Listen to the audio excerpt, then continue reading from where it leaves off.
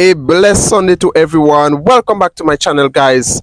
Well, in this video, guys, I want to share with you Jeffery Sachs. Jeffery Sachs is a very popular American economist who have openly criticized the foreign policy of the United States.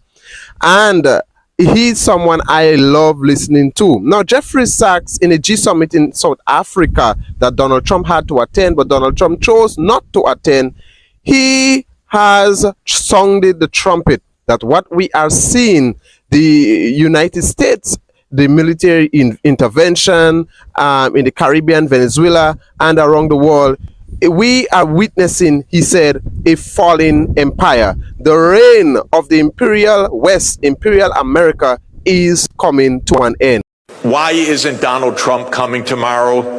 Because he has a 4-year-old mentality, and he's having a he's having a tantrum.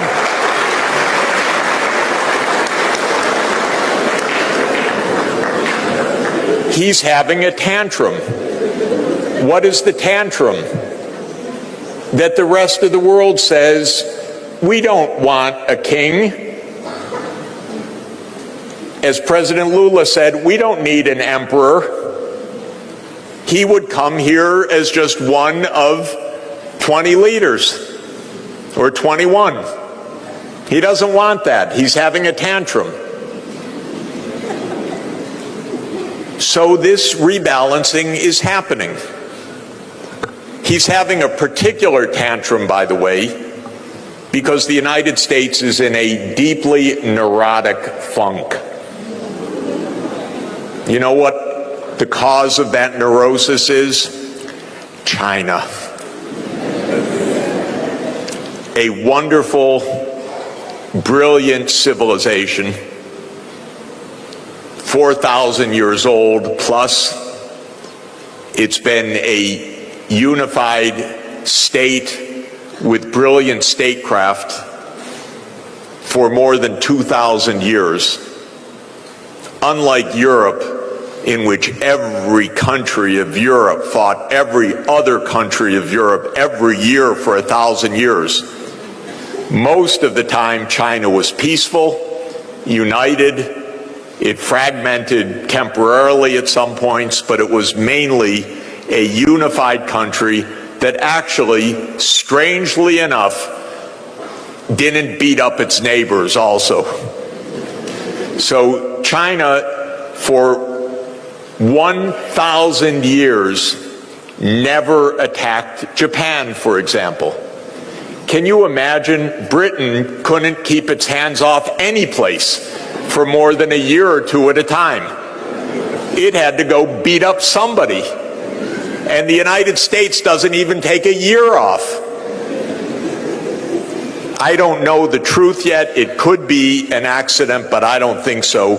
Today, a major refinery in Venezuela suddenly exploded.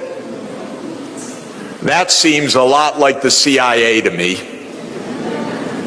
I don't guarantee it. We don't have any more news. But last week, President Trump said he had assigned the CIA to operations inside Venezuela, and a week later, suddenly the biggest refinery blows up.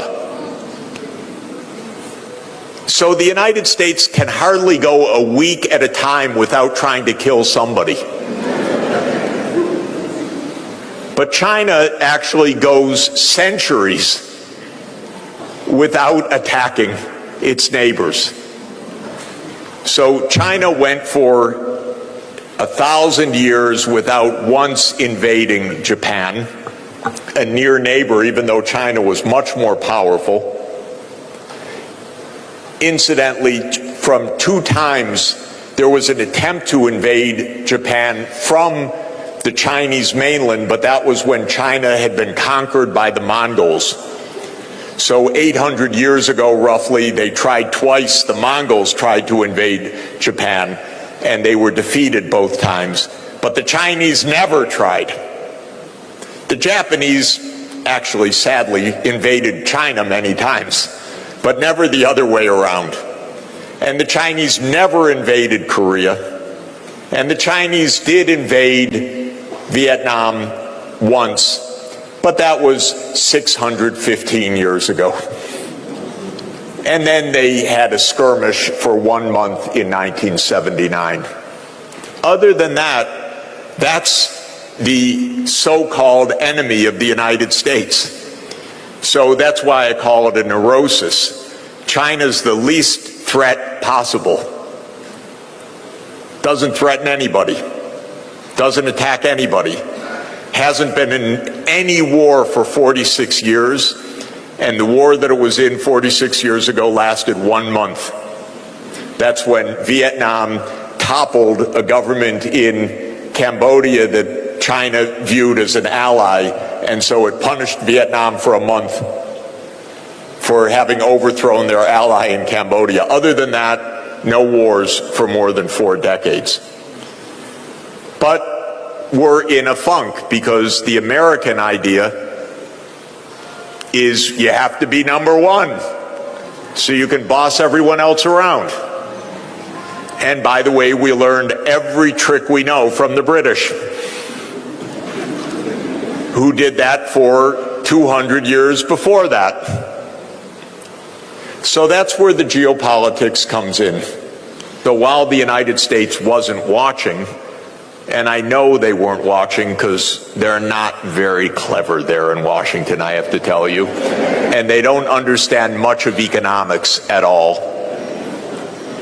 They weren't paying attention, but China was growing at 10% per year, thank you. And if you do that, you double the size of your economy every 7 years.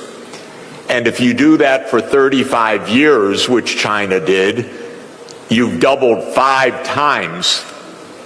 And doubling 5 times means you've grown 32 times. And if you continue beyond that, China has increased the size of its economy 40 times since 1980. 40 times. It's now a bigger economy than the United States. It's a much bigger industrial power. It is technologically more advanced than the United States in most sectors, not all, but in most sectors right now. When you drive your vehicles 10 years from now, they will be Chinese electric vehicles. And even if you happen to drive a Tesla, that's a Chinese vehicle, by the way, with Elon Musk at the top. But it's the gigafactory in Shanghai that gives it even a chance to compete. So China made it, and that's why we're at the end of yet another cycle. The European imperial age is over. The British imperial age ended in 1945, and the U.S. imperial age is ending right now.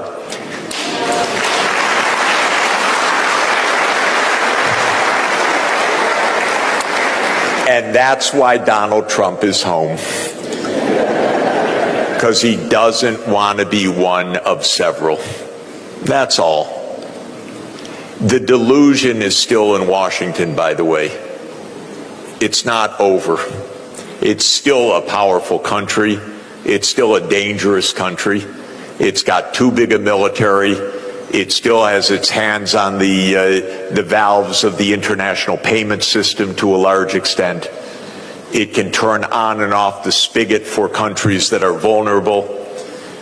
Remember, the IMF and the World Bank are U.S. institutions, even though they are multilateral institutions.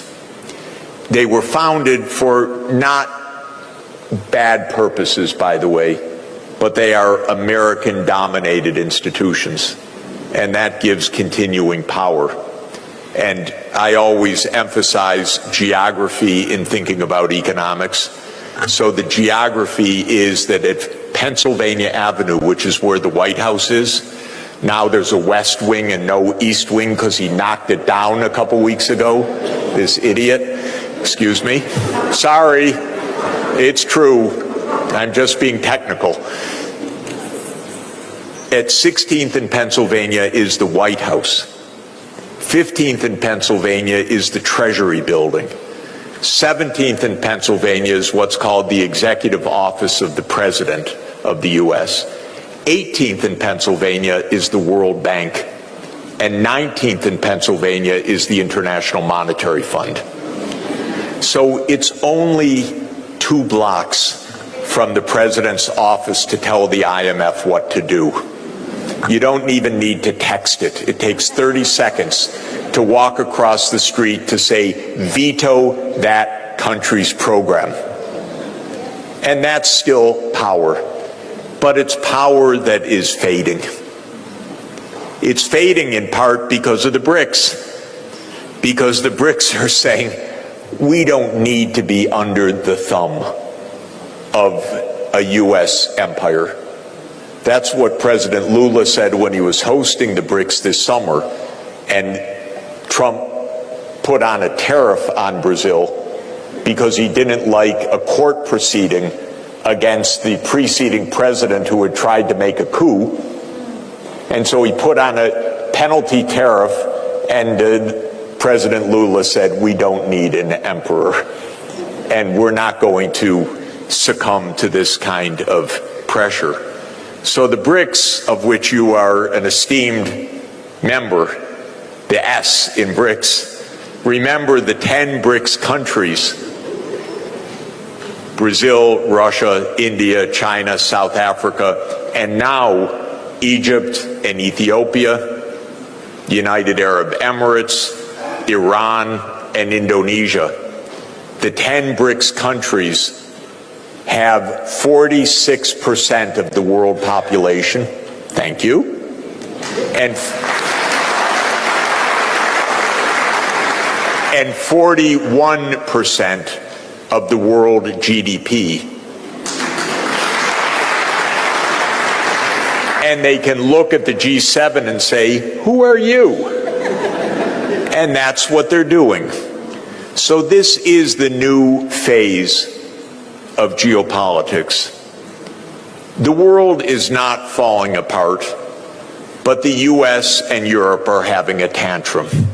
That's different. And the world is not fragmenting. The US is isolating itself. It doesn't even go to the parties anymore. It puts on tariffs. It says, you can't have our market. And the rest of the world says, okay, because your market's not so important for us.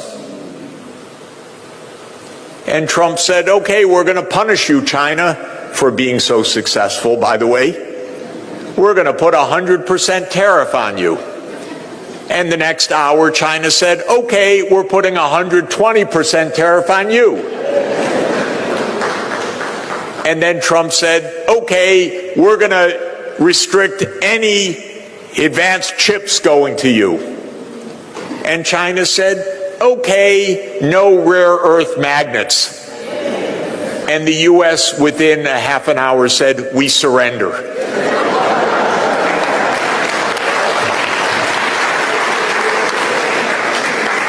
By the way, I had no idea there was anything called a rare earth magnet before all of this happened. So I had to ask ChatGPT what it was exactly. It turns out it's absolutely essential for all manufacturing, for automotive, for military, and so on. And China makes them. The U.S. doesn't make them. And so turned out the U.S. learned a bit of a lesson there. Again, yet another reason why Donald Trump is staying home. So this is why we're at such a historic juncture. But the world is really not fragmenting. It's remaining open and it's trading. It's just that one corner of the world is very surly.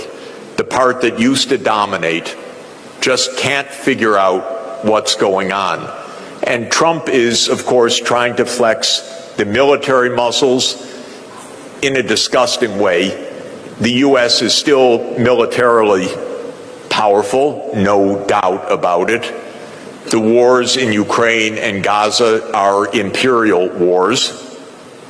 The war in Ukraine came because the United States said, after the collapse of the Soviet Union, we'll move all our military bases up to the Russian border.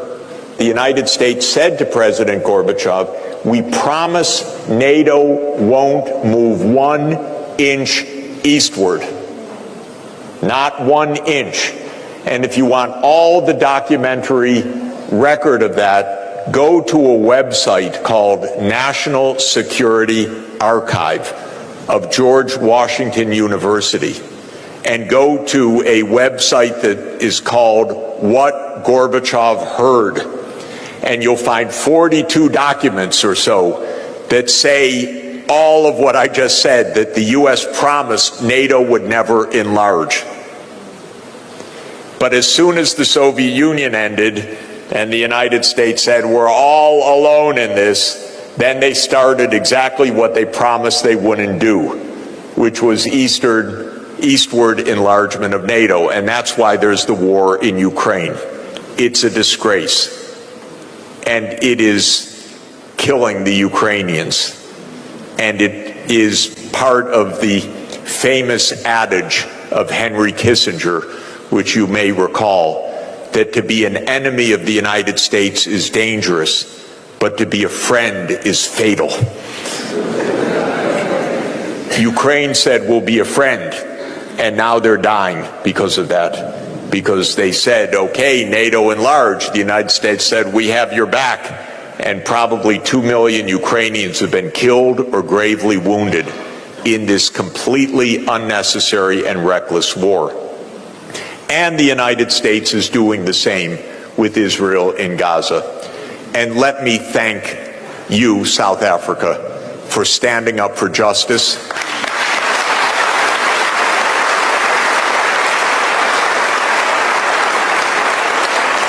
It was very brave, very right, very precise to launch the International Court of Justice case on Israel's violation of the 1948 Genocide Convention.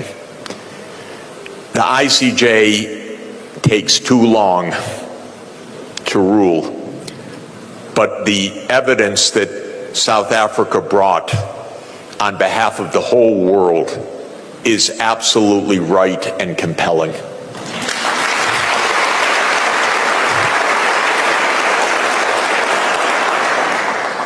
I want solidarity. I want solidarity across countries and across the world. And for Africa, solidarity for me means African unity. True African unity. African unity started as an organizational form in 1963. The United States, Britain, and France hated it.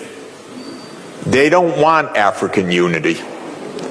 When they saw leaders that would unify like Patrice Lumumba, they killed them or they overthrew them, because empires like divide and conquer. The colonial period left Africa with 54 or 55 countries, depending on how you count it. That's a lot. And each one by itself cannot achieve the future that it wants.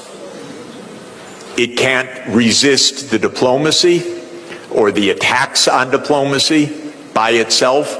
It can't resist the pressures. It can't resist the financial squeeze. It can't resist the instabilities that come from a market that's too small. Unity is the key. Solidarity is the key. And also, this is why this university is so crucial, because you are not only the University of South Africa, you are a South African university all over Africa. So I'm reading UNISA as Universities of Africa, because you are not only the leader here, but you're a leader across the continent. And so on your own campuses and your connections with other universities around this continent, work together to pull the unity of knowledge, of education, of training, and of good advice to the national governments and to the empowerment of the African Union as a true union. And I want Africa to make the continental free trade area really work. I want